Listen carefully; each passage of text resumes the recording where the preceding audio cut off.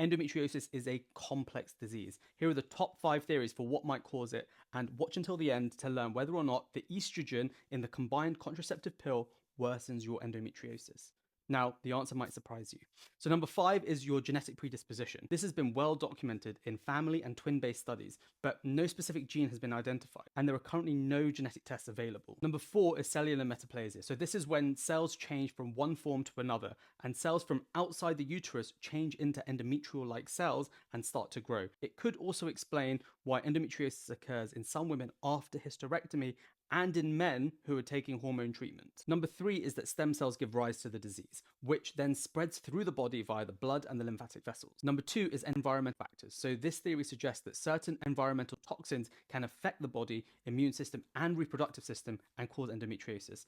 Animal studies have actually shown the development of endometriosis in animals following exposure to high levels of dioxin. And number 1 is retrograde menstruation. So imagine the womb as an upside down triangle, and menstrual blood usually flows down through the cervix, but in up to 90% of women, the menstrual blood also flows up through the fallopian tubes and into the pelvis. This can result in endometrial-like cells being deposited outside of the uterus where they can implant and grow.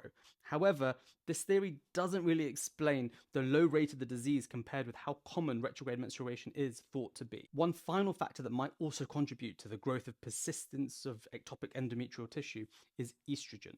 Now, we know that endometriosis is dependent on estrogen, which increases the inflammation, growth, and pain associated with the disease. But the relationship between estrogen and endometriosis is complex because the absence of estrogen doesn't always guarantee the absence of endometriosis. And regarding the estrogen in the combined contraceptive pill, there actually isn't a huge amount of estrogen in the pill. And because it's balanced with progesterone, it helps to stop the ovary from functioning and therefore stops the ovary producing a significant amount of estrogen. This helps to prevent flares as the total circulating estrogen is low. Now, send this to someone who needs to learn more about endometriosis.